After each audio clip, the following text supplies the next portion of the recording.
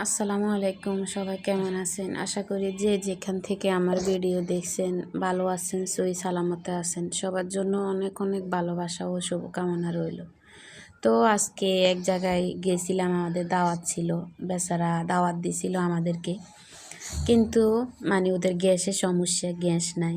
তো এখন মেহমান তো দাওয়াত দিয়ে দিছে, আমরা যাব না, অনেক জোরাবলি করার পরে গেলাম আর কি।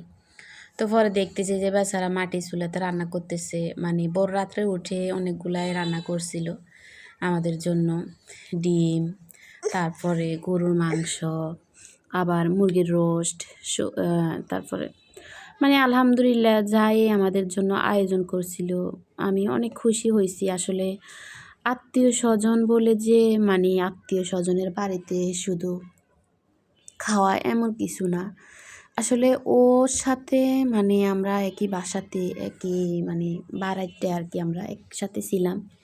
তো ওই সময় থেকে ওর সাথে আমার সাথে পরিচয়। এই আত্মীয় স্বজন রক্তের কেহ না, আসলে আজকাল রক্তের কেউ কাউকে চায় না। আপনি বিপদে পড়লে পরে আপনার জন্য আগিয়ে আসবে, এবং আপনিও পরের জন্য আগিয়ে আসবেন।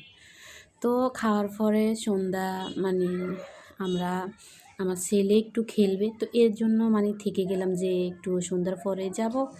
তো আমার ছেলে একটু খেলতেছে, তো পায়েস রান্না করছে। ও দুপুরবেলা খাই নাই, বলতেছি অনেক খাওয়ান তো খেয়ে ফেলছি, এখন আর পেটে জায়গা হবে না, তো পায়েসটা পরেই খাই। তো কিছুক্ষণ পরে বলতেছে দিয়ে পরে সন্ধ্যা মাগরিবের পরে আমাদেরকে পায়েসটা দিছে।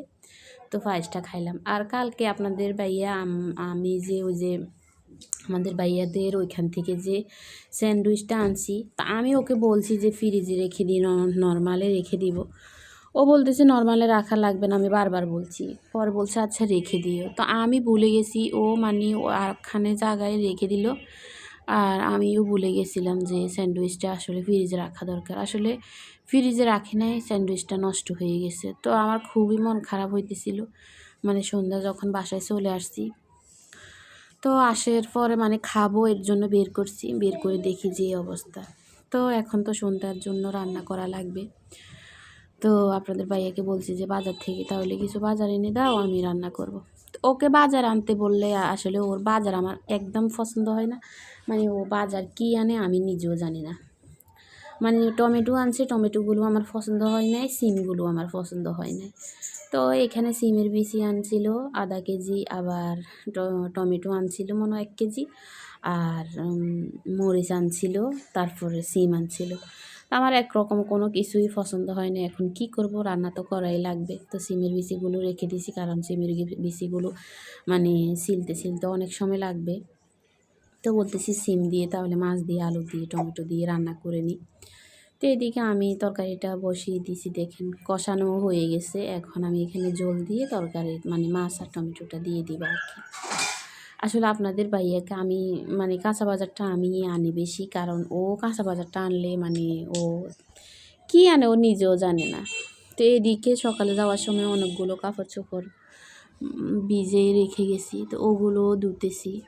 আসলে কোথাও গেলেও আমরা মেয়েরা তো করাই লাগবে, রান্নাবান্না, তারপরে ঘরের ভিতরে সব কাজই করা লাগে।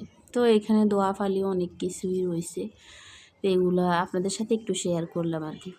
আর এদিকে আমার তরকারিটাও হয়ে গেছে, এখন চুলাটা বন্ধ করে দেব। তো পরে সবাই